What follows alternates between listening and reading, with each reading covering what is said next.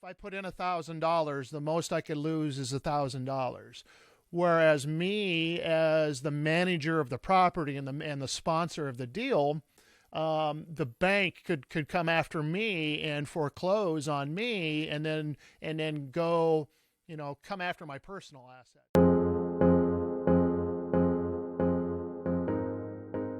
Welcome to another episode of the Michael Maloney Show, where we take you on a journey around the world, exploring the stories of successful individuals and learning from their achievements and struggles.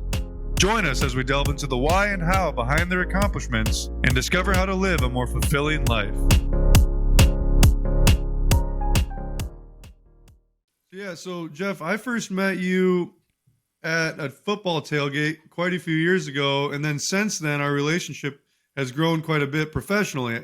I never would have expected that. It's kind of interesting. You go to a football tailgate and you expect just to meet a bunch of people and sit around and drink beer, and then you don't really expect to build professional relationships with those people. I guess maybe it's because it doesn't happen all the time that way, but it was kind of an eye-opener to me because since then you've become somebody I really look up to. I look at you, Jeff, as a mentor, a friend, a business associate, somebody who I think will probably do business together someday.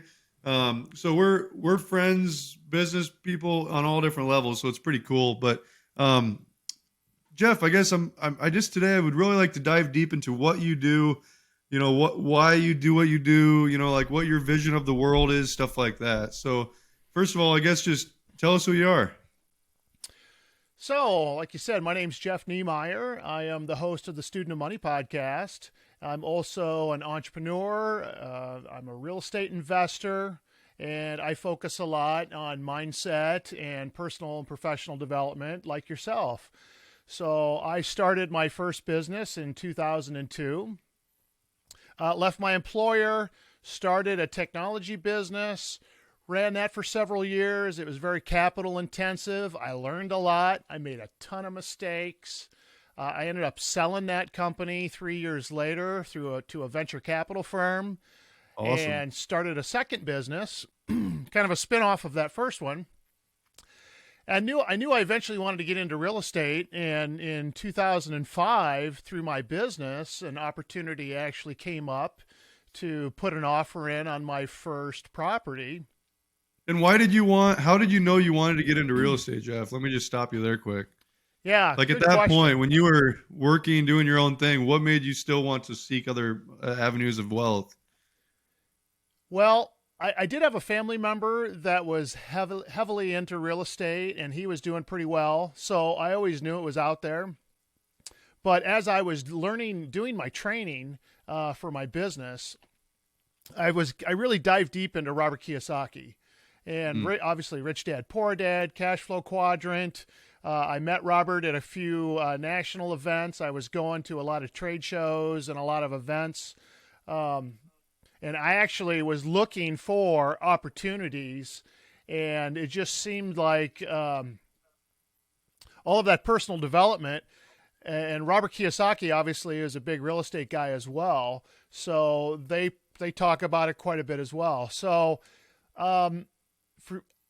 originally it was a business, and I'm still have a business orientation, but I would also argue that real estate is simply just another business.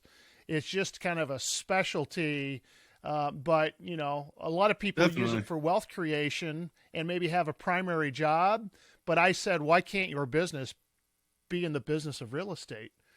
Just go all into it instead of being like a part-time. Just go all in. So what I did, when you want to go all in and you want to make real estate your primary focus and your primary business, you learn how to do what's called real estate syndications, where you can go to six-figure incomes rather rapidly, as opposed to just buying one or two properties a year, or buying a property every year or every 3 years, which is what a lot of people can do because that's what they can afford. When you learn to use OPM or other people's money, you can actually accelerate your growth much quicker. And when you learn how to use not your money, and I would say the same thing with a business, because when you start a business, where did I get my money? The first thing I did is I refinanced my house, and I pulled a ton of equity out of my house to kind of finance my business. And today I advise people not to do that. I say use investors, use OPM, other people's money to grow, and to not use your own money, because the moment you learn to use other people's money to grow your business and to grow your real estate portfolio, you know, you can accelerate and grow much more rapidly. It's almost like a mindset or a way of doing business. It's being super creative and resourceful. It's like, yeah, you could use your own money, you could use the money that you might have, you might not have that, but if you can figure out a way to, and it also goes along with the abundance mindset, just truly believing that there's money out there, then yeah, going out, putting yourself in the right rooms, meeting the right people, getting your ducks in a row so that you can put together a pitch deck, which you've taught me about, basically presentation of what the investment would look like. You put that together, find the right people, and then like you said, you're using OPM, other people's money. That's brilliant. So you started your business, you sold it, then you got into real estate. And then from my understanding of knowing you, Jeff, you did real estate for what, 5 to 10 years, and here we are now, or maybe even a little bit longer, and then now you're looking into the syndications? So I've done about 6 different businesses, and the first 2 were technology businesses after my employment, and then I bought my first piece of real estate. And then, like I said, you rapidly run out of your own money, and you have to figure out ways to do it. So then I started going to, there's this step where you use your own money and then you run out of your money. And then you go to your friends and family network, because your friends and family network know, like, and trust you, which are the 3 things that people have to do in order to invest with you. They need to know you, they need to like you, and they need to trust you. Yeah, first they have to know you, obviously. And then they have to like you, and then they have to be able to trust you in order for them to invest with you. And of course, that's pretty much built in with your friends and family network. They already know you, they already like you, and they already trusted you. And the funny thing is my family-in-law actually invested with me where my personal family did not. My parents and my siblings and my cousins knew me because they knew little Jeff. I was the baby of the family, and they didn't invest with me. But my family-in-law, who, you know, I was dating their daughter, married their daughter, they actually knew me and trusted me more than my own family did. So they actually invested with me into my real estate. And then I found out that when you start using other people's money like that, there's things out there called real estate syndications that are considered private placements. So you start to get into securities law.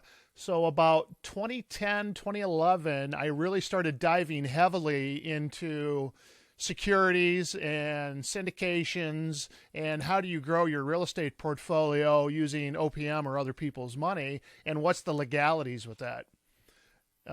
Because there's a lot of legal, when you start using other people's money, you're essentially going well beyond real estate at that point in time. Now you're dealing with securities laws. So there's a whole nother area that you have to start to learn about so that you're compliant with securities. So I went out and took my Series 65, which is the investment advisor exam, and really started to go to a lot of training and learning about how to legally do private placements and syndications. And we've done that for probably, the last 5 to 7 years. And then in 2019, I made the decision that I wanted to go from syndications to actually doing a real estate fund, which is a much bigger project where you're raising larger amounts of money to buy bigger properties. So for anybody listening that doesn't understand what a syndication is, can you explain it in like the simplest terms quick? And then we can talk about the difference between a syndication and a fund. And to me, I think they're almost identical, but just bigger boats. But yeah, if you could explain that. Yeah, so a syndication is basically, I have investors that invest money. Typically, like you said, we'll put together a pitch deck. Let's just say I want to go buy this apartment building. I'll use one of my first deals as an example. There was a 16-plex apartment building that I wanted to buy. I needed about $120,000, which is 20% down payment. Well, I didn't have $120,000. So I went to my friends and family network and I found 5 individuals that was able to put together in groups of $10,000, $15,000. One person gave me $25,000 and they invested with me, but they're essentially silent partners on the deal. And because Limited partners, right? Technically. so they're limited partners is what it's called. So there's joint ventures and there's partnerships. Let's just say you and me decided to buy an apartment building together. I bring half the money, you bring half the money. I do half the work, you do half the work, or maybe we just hire out a property management company. That's not a syndication. That's a partnership, right? That's maybe even a joint venture.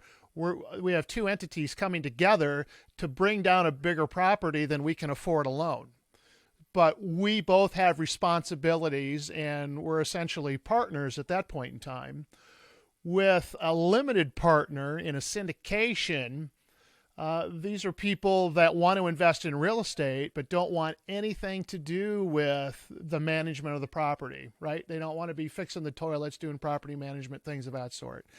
So they probably don't have the time or the know-how, one of the two, Yeah, or both. they know that real estate is something that they want to invest in, but they don't want any of the headaches, right? So it's almost like going out and buying Microsoft stock. I'm going to just deploy this money with this person and they're going to invest it for me. And the advantages of a limited partner is it's non-recourse, which means they're not responsible if the property fails, if it goes through a foreclosure or a bankruptcy. So you're limited on your liability. You essentially, if I put in $1,000, the most I could lose is $1,000. Whereas me, as the manager of the property and the sponsor of the deal, the bank could come after me and foreclose on me, and then go, come after my personal assets. So there's risk involved, right? Just like anything else. If And you're the general partner, correct? So there's a limited partner and the general partner. Right. So I structure my deals as limited partnerships. You can do them as LLCs as well. But as LLCs, there's still two classes. There's a class and a B class. But essentially, there's always the main person that's the general partner and is the sponsor of the deal. And they're the ones that are in control of the deal. So the question would be why would anyone invest their money in a deal that they don't control?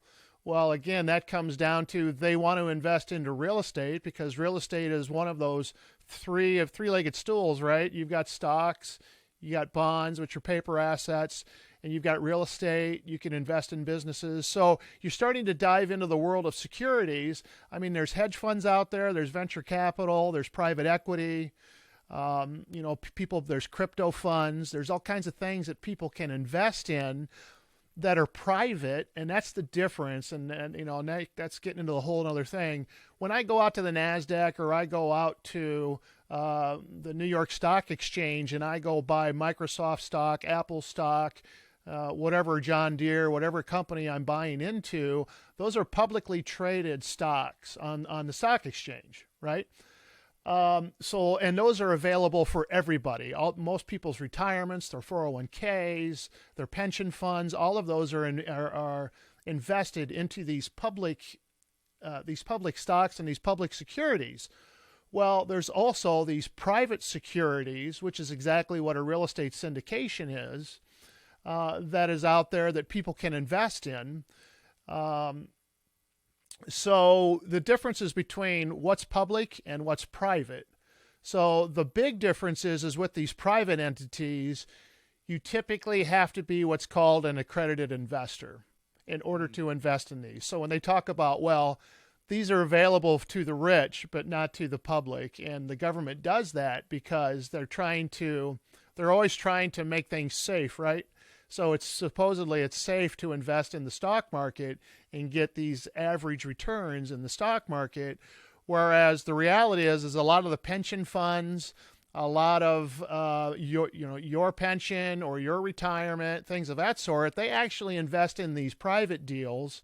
A lot of insurance companies invest in them. There's things out there called family offices, and then of course there's high net worth people like doctors and lawyers, and a lot of my investors are are upper management at these companies that qualify as accredited investors, and their main job every day is to work their job every day, but they want to invest into real estate. So they'll invest on one of these private deals with me as a limited partner.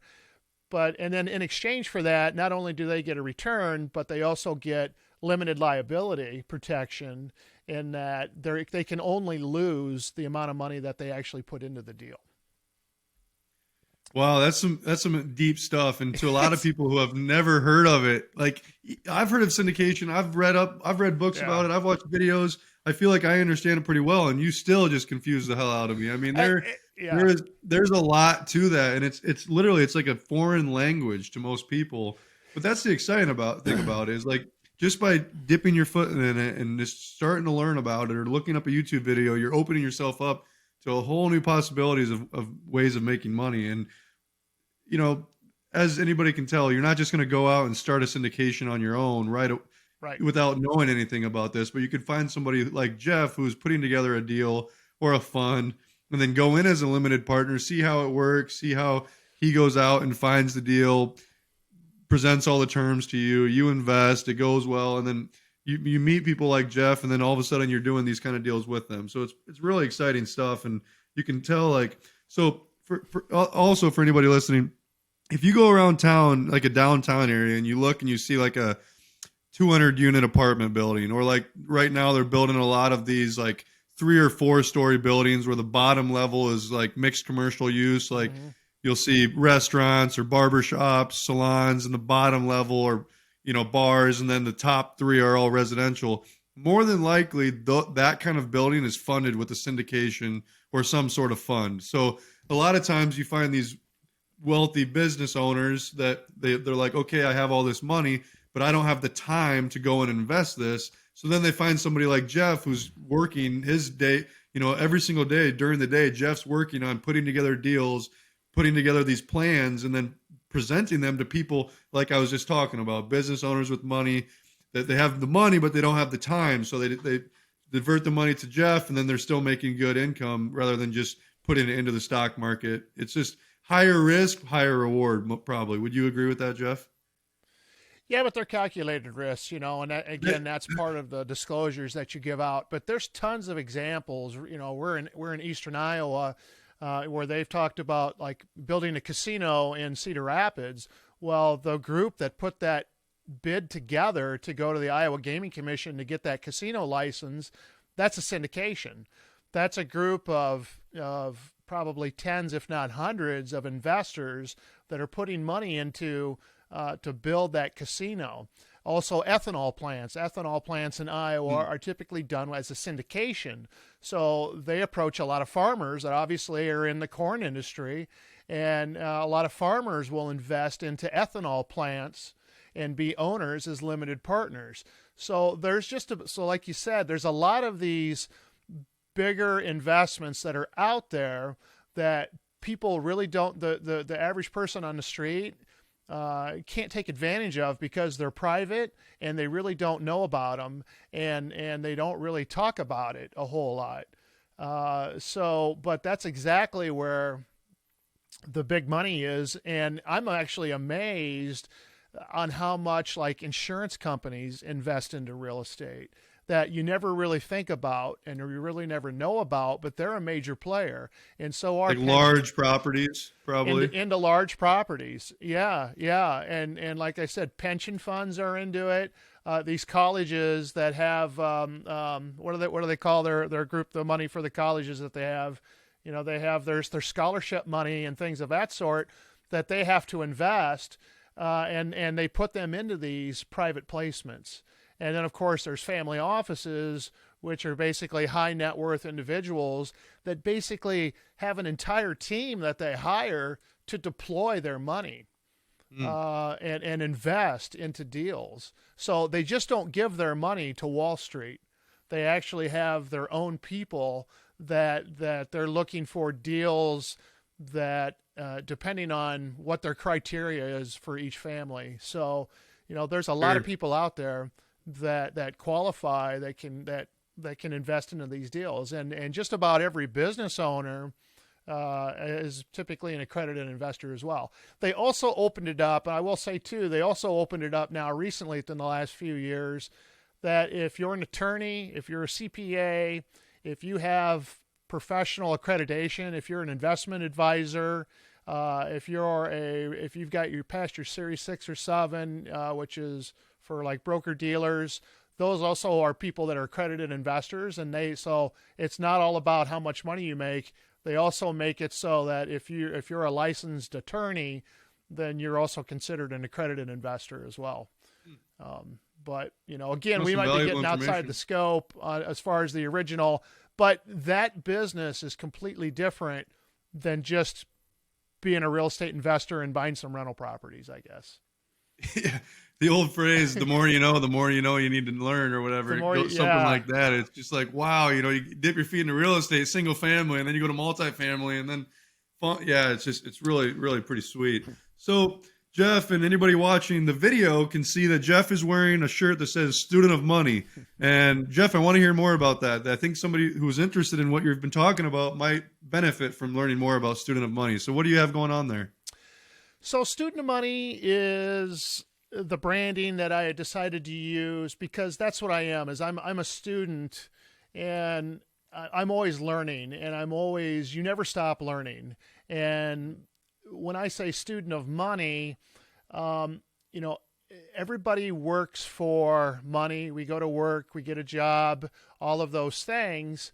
And we're all kind of like chasing the dollar, but you really need to understand what exactly the dollar is. And when you're trading your time for money, there's other ways to go about it. So I'm always looking for passive residual income and ways that I'm not having to trade my time for money.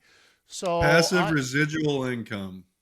Passive residual income, right? So Robert Kiyosaki talks about the E's, the S's, the B's, and the I's. You're either an employee, you're a small business owner, you're a big business owner, or you're an investor, right? So if you're an employee or a small business owner or a specialist, say a doctor, an attorney, anyone that's trading their time for money, you're basically, you say, I make $15 an hour, I make $25 an hour, or my CPA charges me $150 an hour. It's always tying that in order to get paid, I have to put the time in to get the paycheck. Well, I'm always looking for passive income, which is one of the reasons why I'm into real estate.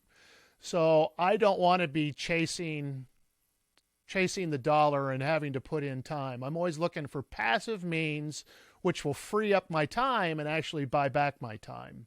So a lot of people don't even know what passive income means, Jeff. So just to make it clear for everybody, would you agree passive income means it's basically something where you set it up and then beyond just a little bit of management, and some people think that it's truly no management or no focus on it, that then you still reap rewards. Is that true, or income?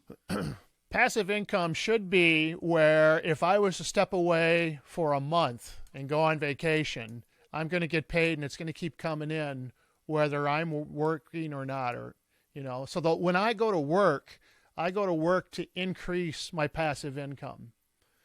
And then, so just think of it like a high water mark, right? I work so much to get this level of income, and then I can go ahead and leave, but I still can maintain this level of income. And then when I go to work again, what am I doing? I'm working to raise my income, and I can quit at any time, but I always get it to a certain spot and maintain it. So a lot of people that are employed, W-2, right, they're all looking for retirement, and what happens at retirement, when they retire, their income goes down, right? Because they're no longer putting in their time for money, and they're actively the stream planning. Shut off. Yeah, the stream shut off, and they're actively planning for their income coming down, and so they have to put money into a 401k, into an IRA. They have to actively try to save, and unfortunately, what's happened over the last 30, 40, 50 years is we've had a transition from pensions to 401ks, which is taking it's shifting the burden for your retirement from your employer to you as the employee. It used to Sure. be a defined benefit. With a pension, say you worked for the city or you worked for the state and you had received a pension, you would work your 20 years or whatever you did, but when you retired, you had a defined benefit every month for the rest of your life. And then if you passed away, it then went to your spouse before it ended, right? So that's a pension. Well, now it is you have to contribute to a 401k. So now it's a defined contribution. It's how much money you put in there. So now everybody pulls out their retirement and they take a look at, do I have 100,000 in my retirement portfolio? Do I have 200,000? So unfortunately, the average net worth, or the median, I'm going to call it the median net worth for somebody that's in their 50 years old is about $260,000, which is actually really low. To live off of that once they retire. Yeah. Somebody, they always used to say you want to have about $1 million to retire comfortably. Well, that was 20 years ago. You really need about 2 to 4 million to really retire comfortable, because if you talk to any planner, they're going to talk about how do you want to live, and you want to pull about 4% off of without digging into your principal, right? So What do you mean the 4%? You're saying 4% per year is what you should take off what your stockpile of cash, essentially? Right. So if I have $1 million and you can invest that $1 million into the stock market, if you get a 4% return on that without dipping into that principal, can you live off that 4%? Right. So you're saying it would stay, your pile would stay the same, but you would live off of the off of the money it interest. would gain. I see. Okay. Right. And that's typically what that, without dipping into that. So that's typically what financial planners talk about when, they always want to know, okay, how much money do you make? What age do you want to retire? And then what type of lifestyle do you want to have when you retire? And then they kind of do this calculation backwards and say, well, okay, you need like 1.2 million in assets. And then, the average is going to be 4, 5, 6% return on that. That's what you're going to have to live on without dipping into that principal. And the statistics are showing is that most people in their 50s, the median is about 250, 260,000, and the majority of that is going to be the house that they live in. They always talk about how your house is typically your biggest asset, and it's your biggest investment. And unfortunately, your house doesn't kick off passive residual income. Your house, according to Robert Kiyosaki, is not an asset. It's a liability, because you have to continue to feed it, and you have to continue to pay things like insurance and property taxes and maintenance. It doesn't actually kick off cash. So your house is actually your bank's asset, not yours, or at least your mortgage is, right? So when you take a look at assets and liabilities, and net worth is basically just what's your assets minus your liabilities, that's your net worth. So, that's one of the reasons I got into real estate, is because real estate is typically, if you don't make your wealth into real estate, you'll hold your wealth in real estate, because real estate is one of those things that is a hedge against inflation. So when we go back to the original question of student of money, I study monetary theory. I study how the dollar works. What do you do with it? How do you invest it? What do you do? So it's more than just real estate, and really, how do you earn your dollar, and then how do you want to retire, and do you want to retire early? So what I do is I try to teach people to become financially free, which means they have more passive income than their monthly expenses. Okay, great. Right? How does somebody reach out to you, or how do they, you make YouTube videos, don't you?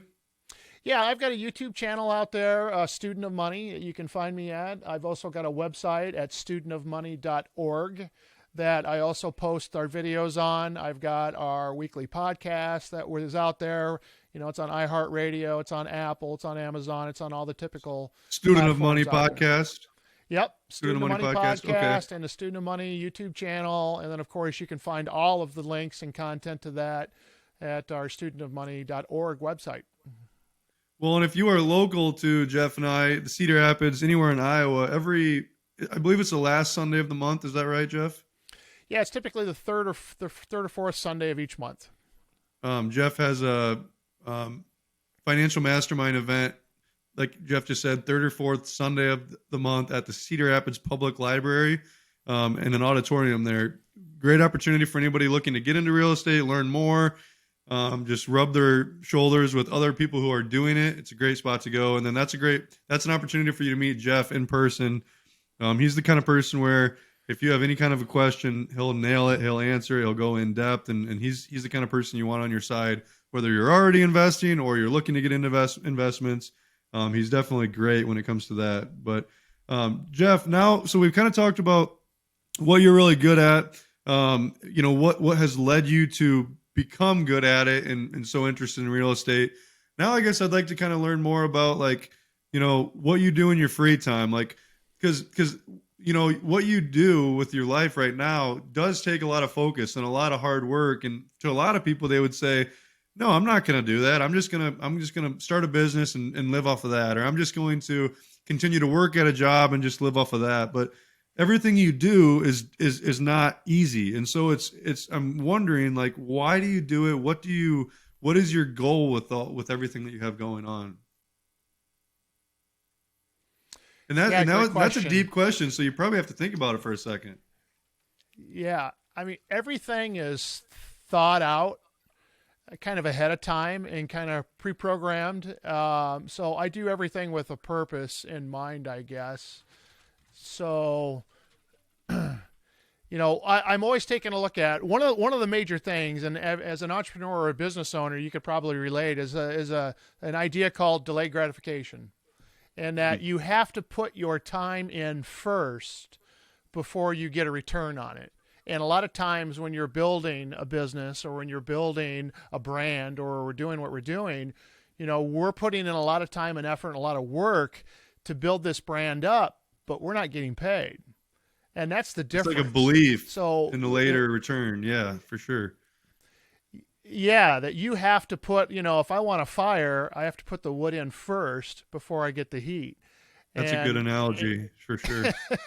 So it is. I mean, it makes so much sense, though. So many people aren't willing to go find the logs to build the fire, right? So I really like that. Yeah, but the problem is a lot of people are if I do an hour of work, I want to get paid for that hours of work.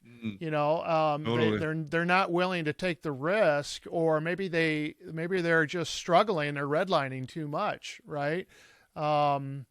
So, one of the things is if you go to my vehicle and look at my console or my you're not going to see me listening to music.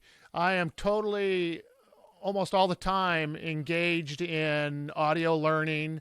So I call my truck my mobile university, where I'm always listening to audio tapes. I'm always trying to push out the bad content from the news and everything that's going on, and always trying to feed my brain with the content that's going to make me grow and get me to the next level. So I'm not a big binge watcher of television. I don't sit down and do Netflix. I'm always constantly in this learning mode.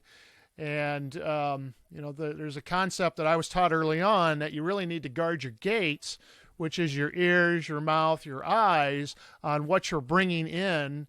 And you really need to be focusing on where you want to go and what you want to do. So, I'm always in a building environment where I'm trying to learn new things. I'm trying to build a business, but it's hard. It's hard to do delayed gratification, especially if you're just getting by, and if you're struggling and you're just trying to figure out how to pay this month's bills. The first thing you really need to do is try to take control of your spending and take control of your, what you're doing. And that's why I've decided to take five people on for 1 year where I'm going to mentor them for free. And I'm helping them. And the very first step we do is take a really hard look at where they're at today. So they pull their credit scores, they get their FICO scores, they pull their credit reports. We have them fill out a personal financial statement, and we take a real hard look at where they're at, and then where do they want to go, and then how should we get you there, and how do we maybe take a look at taxes, take a look at your amount of debt, and all those types of things. And you'd be surprised, and most people have no idea, and they really don't write it down, and they really don't talk about it, because there's three things that at the family dining room table or on Christmas that you typically don't talk about: religion, politics, and money. Those are kind of the taboos that no one wants to talk about.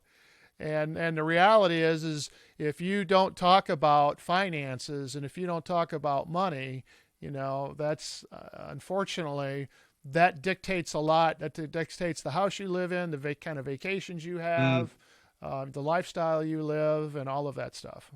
It's funny you say that, and I have to throw myself under the bus here. You talked about Netflix. I normally never watch Netflix. I used to use the word never, which is also breaking another one of my rules. But last night, being Mother's Day, I was watching some TV on Netflix, and when I do, I usually go straight to documentaries, And I went to this one last night where it was this guy who goes out and helps people correct their finances, learn about money and all this stuff.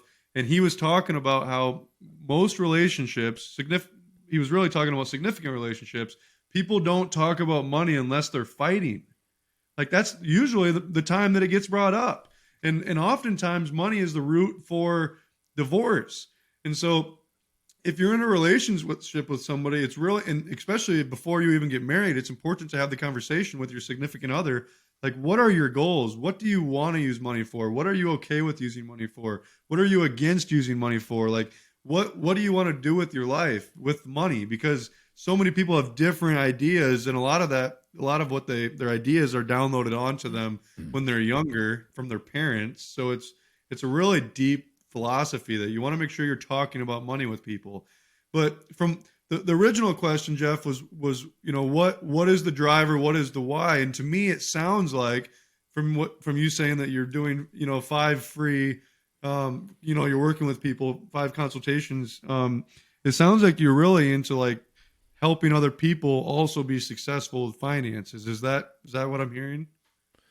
Yeah, definitely. That's why I am helping people, and it's about how do we become financially free to free up our time. And I didn't get started until I was in my 30s. And I'm mentoring people that are 23, 24, 25 that are already awesome, well on their way. Yeah, and really I cool. just enjoy it. To me it's fun. To me it's the game. And the game of finance and being able to free up your time, and because time is your number one asset that you have. And unfortunately, 100%. if you're trading your time for dollars, dollars really aren't that valuable. It's time is what's valuable. So you really need to figure out how to buy back your time, and how to be able to free up your time so that you can really do what you want to do and not what you have to do, which is go to work and go to a job to pay your bills and to provide for your family and to do all of those things. But when you're able to buy back your time and your freedom, where you get to do what you really want to do, that's really the key, and where you want to go is to have that freedom. Before we continue, I'd like to take a moment to share something I'm passionate about with you. If you're someone who is constantly striving for personal growth and loves surrounding yourself with other motivated individuals, you're going to want to hear about this. Check out growthgroupinc.com. This is an exclusive community made up of high achievers and dynamic entrepreneurs just like you. It's a space where like-minded individuals come together, collaborate, and support each other on their own journey to success. Growth Group is more than just a community. It's a collective mindset, a commitment to getting better every single day. We believe in the power of connection, collaboration, and constant growth, and we're confident that being part of this community will give you an unparalleled advantage on your path to success. So take a moment, visit growthgroupincorporated.com, and join us as we elevate our lives together. Trust me, this is one investment in your future you will not regret. Now, let's get back to our conversation.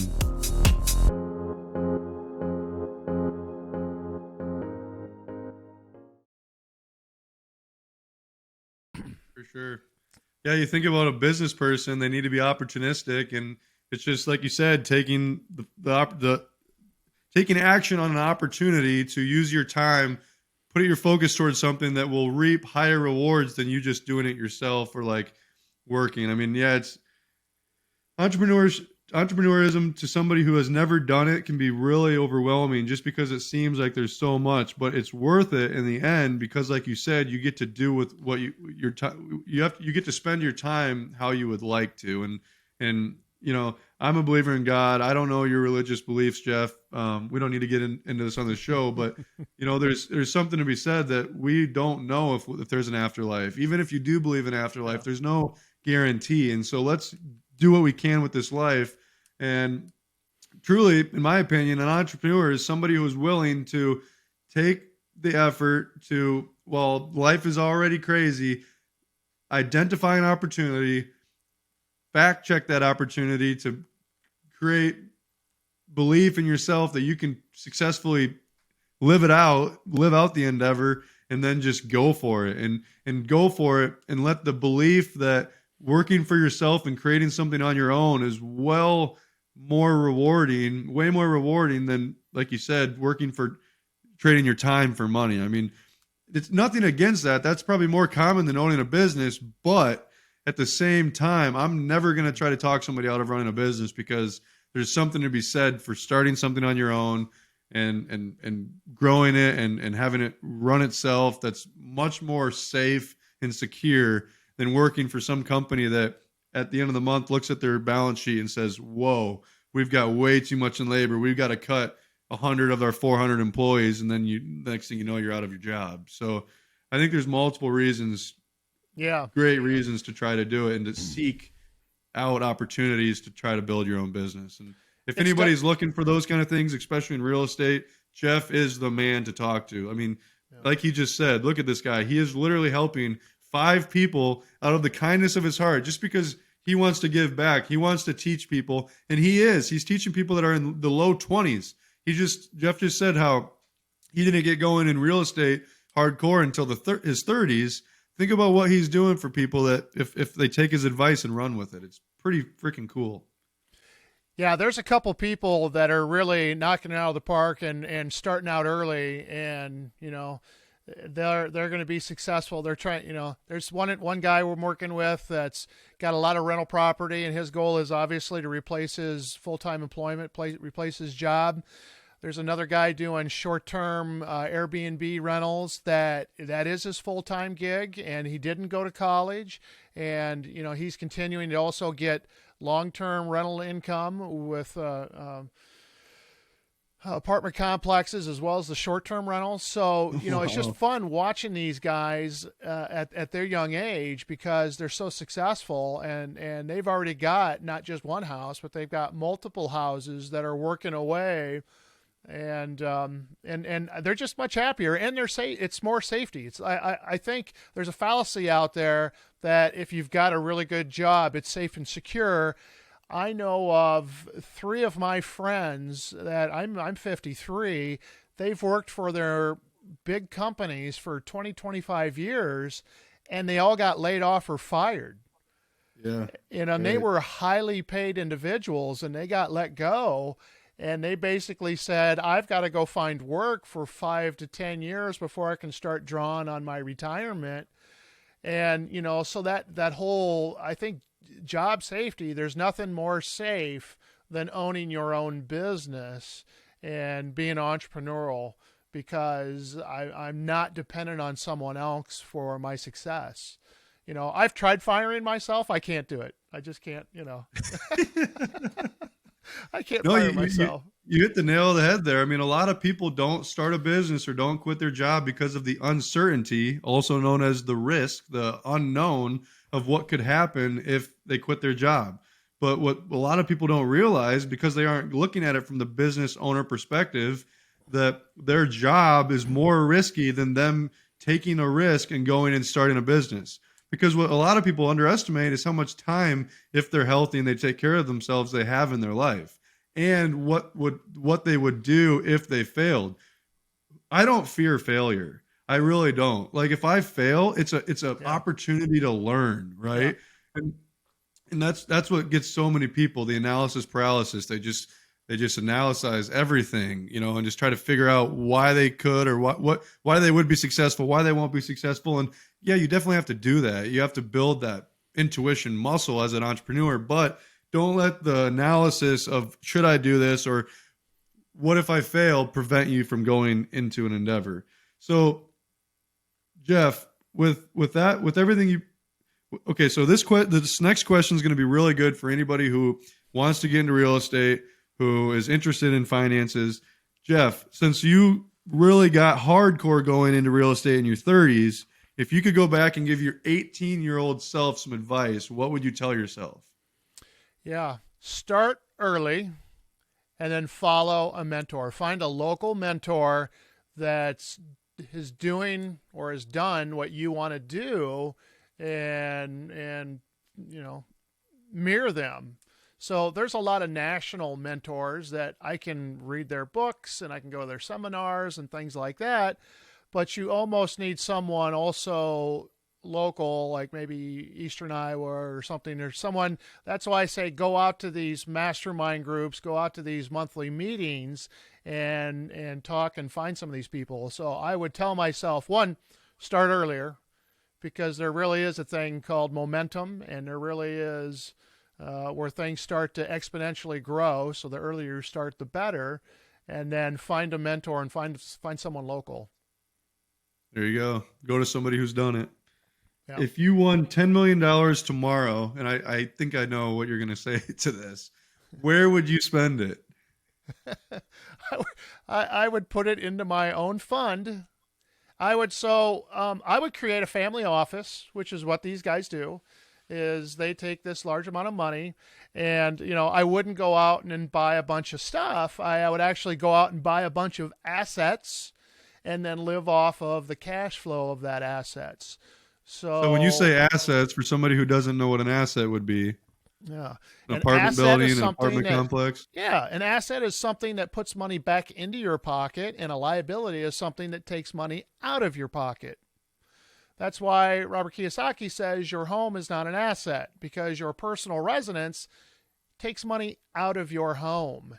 And then, yes, it's on your balance sheet and you do have equity into it, but you can't live off that equity. You can't eat your house. You can't do, you live in your house, but it doesn't, you have to feed the house. It takes money out of your pocket. So an asset is something that puts money into your pocket. So if I won $10 million in a lottery, but by the way, I don't play the lottery, because the chances of winning the lottery is 1 in 330 million. The chances of me being successful is 100%. So I'd much rather bet on me, right? I just got goosebumps, Jeff. That's great. That's a good one. So, yeah, I mean, the chances of me making $1 million is 100%. So I'm always going to bet on me, because that's the way it's going to work. But so I don't play. Matter of fact, I did a podcast on that when it was at crazy high numbers. All of our friends were like, "Hey, we're going to pitch in and get a big pot, right? And go buy a bunch of lottery tickets. Are you in?" And I told them no. And they're like, "Well, if we win, we're not cutting you in." And I'm like, "I'm okay with that. I hope you do win, but I'm not giving you $5 because So anyway, but that's what I would do. Is I'd go out and I'd buy assets. I would buy apartment buildings. I would invest into other people's deals. I would create a fund of funds, as it's called, and I would then be basically an investor in. I'm always looking for 30-year-old versions of me to invest in. Is what I'm looking for. So I would invest into their deals. When you and I just have two more questions for you, and they're a little out there. When you were like 10 years old, Jeff, what did you want to be? A pilot. Actually, there was two things. For some reason, I was fascinated about the Marine Corps early in life, and I actually joined the Marine Corps. So I'm a veteran. I did 13 years in the Marine Corps. So I've got drawings when I was a little kid of the Eagle, Globe, and Anchor that I used to do. And I was also fascinated with aviation. So I was going to go into the Marine Corps and potentially be like an F-18 pilot, things like that. But Wow. my eyesight wasn't good enough, but I did go to the Marine Corps. So Okay. I actually wrote a letter. I remember back in high school at, when the career planner's like, what do you want to be? And I wrote a letter back before there was email and cell phones and all this fun stuff to the FAA saying, how do I become a commercial pilot? And of course, one of the major ways people become a commercial pilot is through the military. And so that's a major way to do it. But I was a big aviation nut when I was little, and I was a big military nut when I was little. And That's so really I did neat. join the Marine Corps, and I still love aviation. I haven't gotten my private pilot's license like you have, but we used to do sailplanes. I used to go up a lot because my neighbor was a private pilot, and we used to Oh, go cool. flying all of the time. In either case, though, whether the military or a pilot, I mean, both of them, you're setting yourself up as a leader. Like that's something.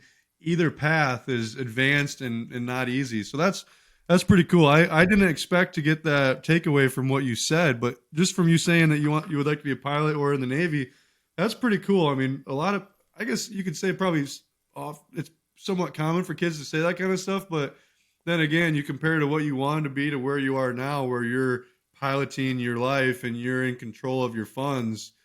I mean, that's really neat there.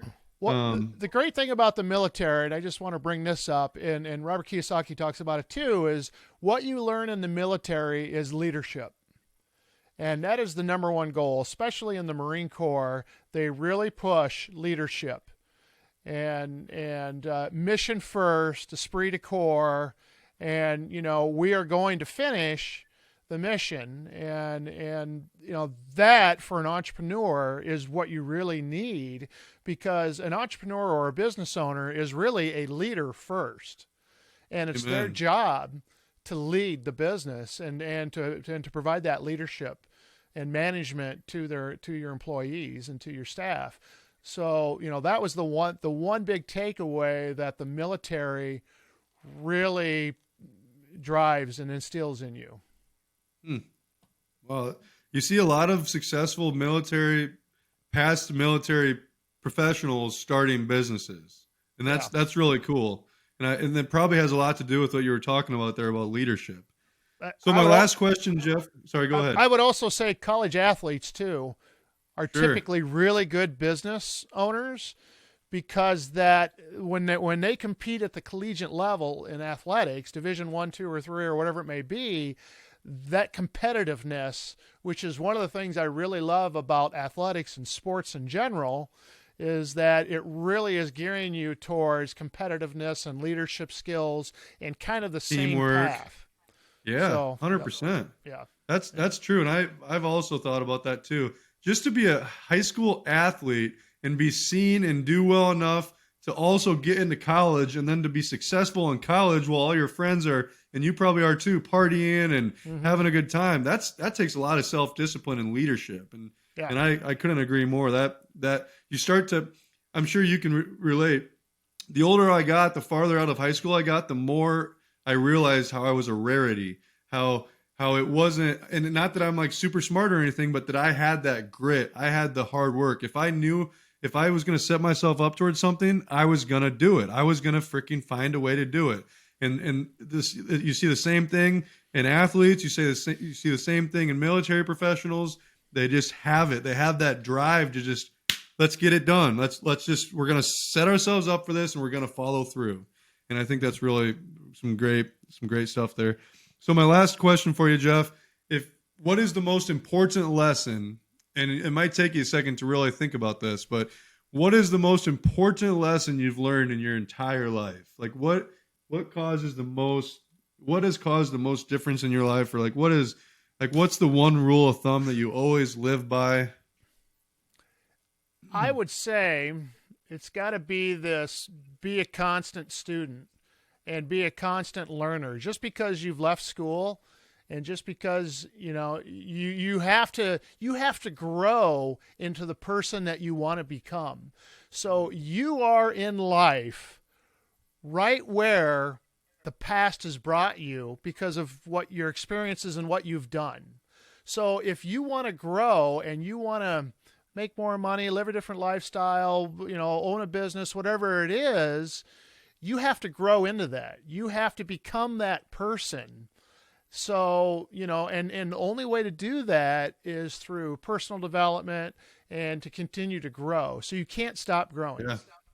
You have to do it yourself, right? It's your own. You're driving your own boat. We all have our own boat to drive. It's like nobody else. And I'm guilty of this. I've had it where I've went through a rut in my life, and I'm like, I wanted my wife at the time. She was my girlfriend, Sydney, to be that person to push me out of bed in the morning, or be like, hey, why did you miss your fourth workout this week? Or hey, why aren't you getting that job done? Well, no, it's not anybody else's responsibility but our own to drive the boat and to figure out how to be successful. And then by having a mentor, you have an accountability buddy, right? So back in the days, and I used to go to the gym for the lunch breaks, and I had a lifting partner. And even the days that I didn't feel like going into the gym, I knew that he was going to be there, and he needed a spotter. So, when you have that accountability partner and that you have to answer to, and sometimes that's a mentor, and it's not always a friend, because a lot of times you need to hear the bad as well as the good. If you need kicked in the butt to do something, a true mentor will do that, as opposed to just telling you what you want to hear. But, so, because life does sneak in, and that's why I say guard your gates, protect what you hear, be careful of what you talk about, be careful of what you view. You need to be making sure that you're continually reinforcing the positive and aligning yourself with people that are going to move you forward. So while you were talking about that, Jeff, I just have one more remark here. I just thought of kind of a weird analogy, but it works really well, I think. So a mentor, if you imagine a course, let's say there's a racetrack that goes through this jungle and over this mountain and through the middle of a volcano and all this crazy stuff, right? As you can imagine, that racetrack would be really difficult. And so, when you have a mentor, the mentor is kind of like that person that's already went through the racetrack and already knows how to make the turns, go through the hard parts. They're going to see you getting overwhelmed and be like, oh, wow, this is scary, but they're going to tell you how to get through it. They're going to show you all the ins and outs of that racetrack so that you don't have to learn and you don't have to drive off of it, or you don't have to die accidentally going the wrong way. That mentor is just there to it's almost like God, so to speak, where they oversee you and they just help you get through it. And don't be afraid to get a mentor, because like Jeff said earlier, one of the biggest things that he recommends to anybody in life is to get somebody on their side that has done what you want to do. Why try to learn all the things yourself when you can find somebody else who's already done it, who's already went on that racetrack to the middle of a volcano and can teach you on how to get through there? I think that's some extremely valuable advice, because for some stupid reason, everybody wants to do everything themselves. That's bullshit. There's no reason to do it like that. There's really not. Yeah, we're having this debate on AI right now, and my daughter, who's in college, one of her friends had the Chat GPT AI write a paper for her, and the professor found out about it and made her rewrite it again. And my daughter came to me and said, "But Dad, she cheated." And I said, "Daughter, that's only cheating in college for that class. In business, that's called being smart." I'm leveraging technology and other people, and business and entrepreneurship is a team sport. Where only in college, or when you're taking tests, or does it come down to the individual, right? So you have to know. You got to have a good team around you, and that a team of advisors and a team of mentors to help you get through things. So they only call it cheating in college and academia, right? But that's not how you want to get through life. So No. and I've consulted with businesses in the past that were very gun shy about opening their books, disclosing their financials, and most of the time it's because they know they're a train wreck and they don't want anyone else to see the problems. And the minute you start hiding your flaws, and you really want to expose your flaws. I heard about Arnold Schwarzenegger used to wear like one of those cut off shirts to expose his abs all the time because he says, I got to really work on my abs. So he would expose his weakness, and it would constantly remind him that I got to work on my abs. Right. So there's those types of things where you need to get help and realize what you're weak in. Utilize your strengths. And that's part of the problems where when I was employed and I would have my yearly review, my supervisor would always say, what are you strong at and what are your weaknesses? And then how are we going to fix your weaknesses? So, supervisors are always trying to figure out how to fix your weaknesses. Where an entrepreneur and a business owner is saying, well, I'm going to focus on my strength and I'm going to hire out or partner with someone on my weaknesses because that's their strength. So, you got to learn to leverage your strengths and find someone else to do your weaknesses. Well, that's awesome. I don't know where it's at, but I was given a book from my cousin. She works at Gallup. They're like if you've heard of them, they're like the biggest research company in the world. Mm-hmm. And the book, God, I wish I had it right there so I could name drop it. I don't remember the name of it, but it talks about how the golden rule of life, where people say treat everybody the same. When you're a manager, when you're in charge of other employees, that's bullshit. You should actually treat people for one, what they bring to the table. That's one part of the book. It's treat your high performers better because they deserve it. And then, there's that they earn the seniority, but then at the same extent, stop turning your employees into who you think they should be. Identify what they're good at, and then exploit that or take advantage. I use the word take advantage, but what I mean? Utilize that. And they still, like, I'm not talking about like somebody who shows up late but is good at being organized, have them be organized. No, you still have to be, you have to be a team leader. You have to show up. You have to be the good employee. But then on top of that, when instead of turning somebody who's quiet into a salesperson, take them and put them in the back office and have them do what they're good at. It's just a different mindset. Yeah, that was the perfect analogy I was going to say. The real talkers and the people should be the salesmen. And then there's some people that are just a numbers people and just don't like all of the stimulus of a lot of people, right? So you got your bean counters, you've got your salesmen, you've got the people that are the techies that want to do just the hands-on physical maintenance type things and whatever it may be. So find out what they're good at, and they'll be happier. They'll probably have better performance. Mm-hmm. And figure out what everybody's good at, and that's really the key. So, and that's the same thing as a business owner is, and unfortunately, I've learned to be good at a lot of things that I didn't necessarily like or enjoy, but you want to be able to focus on your strengths and not your weaknesses. I think something to mention there too, Jeff, is like when you first start a business, you kind of have to be that person that does it all. But as you start to delegate, as you start to grow your business, literally, in fact, my business coach had me do this. He had me write down all the things that I don't like doing in my business. And at that time, it was typing invoices, sending emails, going to sales consultations. It's stuff that I liked when I first got going. But after a while, it's like it's not that I don't like doing it, it's that I don't have the time to do it. And some of them were I don't like to do it, but when you first start your business, you have to kind of do it all. But then as you scale, you delegate the things you don't want to do to enable you to have the time to do the things you're good at. Because nobody likes doing the things they're not good at. They like doing the things that they're good at and that they're creative with and that they feel empowered doing. So it's all about creating a life, going after what you want, realizing that you're going to have to do more than what you probably want to do at first. But then as you gain success, as you get that momentum going down the hill, you start to delegate the things that you don't like to do, which makes you more powerful, quickens up your speed, because all of a sudden you find somebody that likes going through emails, that likes doing books. And then they're excited. They feel good doing it. You feel good doing what you're doing. And then it just continues to pick up. You know, you look at like Walmart or like Amazon, these huge companies, they just have this massive momentum. And fortunately they have some slack that they can work with to try to figure out how to get the right people in the right places because of that momentum. And they just keep on getting bigger and bigger.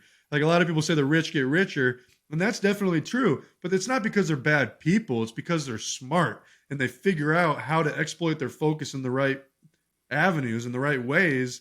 And all of a sudden it's just they get better and better. And each time they're learning as they go. And it's a fascinating thing. And that's why I'm so fascinated with business. I'm sure you're equally as fascinated for reasons like that. As we get more into it, it only gets easier and more successful. It's really a cool thing. It is. And that's why I say start early, because Start early. Rip rip off the Band-Aid early. It said I said I didn't start until I was I started my first business I was 32. But I was also in the rat race, right? I was driving a new car, had a new house, had kids, had all of those expenses. And I'm not saying you need to go out and quit your job. I totally, I understand you need to be safe and secure and you need to make sure that the bills are paid, but you should be taking a look at, can I start a side hustle? Can I have a side business? Can I start buying single family home, buy a rental? And if your plan is to just buy one rental every 2-3 years, and after 10 years, you've got 4 or 5 of them, that might be it. You're already I talk about the 5%, and I want to be in the 5% club. And, I'm in the 5% trying to figure out how to get to the 1% club.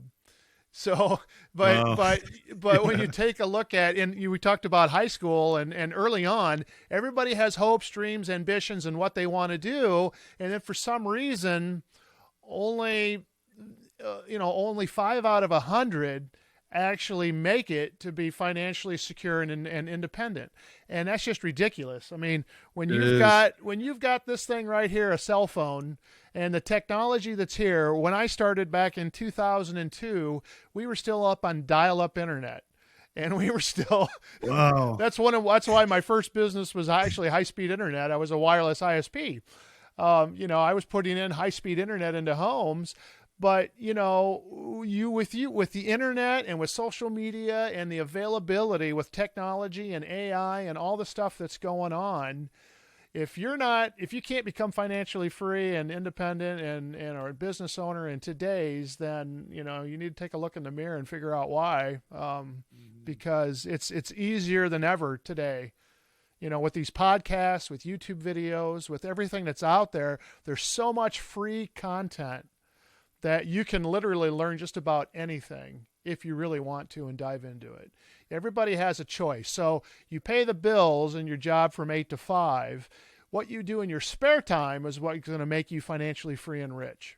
Exactly. Like I was literally just going to say, Jeff, after you saying that, how simple it is and how much sense it seems to make to not work for somebody else or to not. You basically just identified how important it is for people to look into making money outside of their job.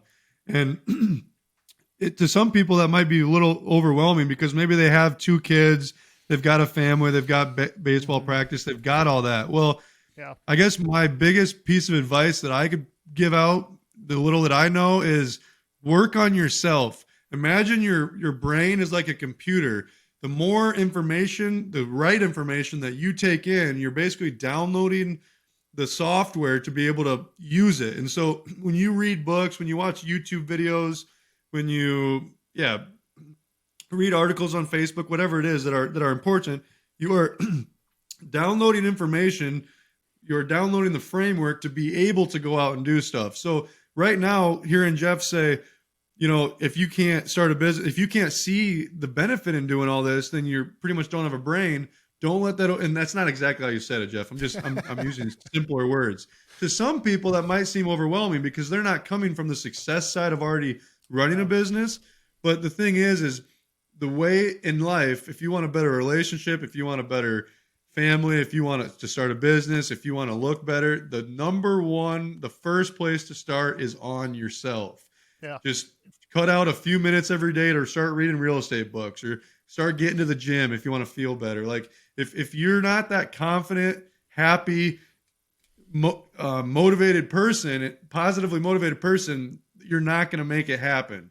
It's just like that. And I feel like I've talked about this analogy 100 times on my podcast, but it's just like that. The analogy of when the air thing comes, when you're in an airplane, when the oxygen mask comes, you have to take care of yourself before you take care of anybody else. And that's just so freaking important. And it's easy to hear two successful people talk about all their success and think, how could I do that? Well, the way you do that is you start reading books, you talk to people like Jeff, you talk to business owners like me, and you learn from them. You try, you realize that every day is an opportunity to try, and you just keep moving forward. And then all of a sudden you're going to wake up one day and be like, holy shit, look at what I'm doing. And then you start to build that muscle of momentum and confidence. And then all of a sudden you're just like swinging deals and making money, and you're on podcast talking about it. And it's just really cool. So I want this podcast to be extremely motivating and inspiring. And there's no reason why it shouldn't be, because Jeff and I are not any smarter than the average person out there. Jeff's definitely smarter than I am, but and I can't assume that I know Jeff's testing skills. But the point is we aren't doing super hardcore shit. Jeff's into syndications and large fund deals, but still, Jeff got going in his 30s, right? Which is still very young. Don't get me wrong, yeah. But that goes to show there's time to make shit happen. So just believe in yourself, work on yourself, put yourself in the right room, read the right books, figure out what books the people you want to become are reading, read those books, keep working hard day after day, and keep listening to the Michael Maloney Show, and you'll be inspired to make great things happen. But Jeff, thanks so much for coming on today. Do you have any just last comments before we jump off of here? Boy, that was a lot. I would say, yeah, just get started. Just get out there and get started, and get around like-minded individuals, and just awesome. Make a commitment to listen to your show every week. Listen to the podcast. It's never been easier than it is now to, instead of binge watching Netflix, binge watch the Michael Maloney Show, binge watch, podcasts and educational, and they're out there, and you're going to your mindset's going to start to change. And then pretty soon you're going to start taking action. So, it takes time. I've been in this since 2002, so over 20 years. And, the first 10 years was the hardest. And 10 years is a long time, but you start building momentum. If you ever played the game Monopoly, there's always one guy that starts winning, and then everybody else wants to quit because it's no fun anymore. And the guy that's winning says, wow, this is a hard game. It's been going on a long time, but all of a sudden now it's starting to get fun, and now I'm winning. And that does happen. And it just takes some time. You're going to be some bumps on the road. Everybody has to pay a price, and everybody's price is their individual price. Nobody's price is the same, but you got to get started. You got to get started.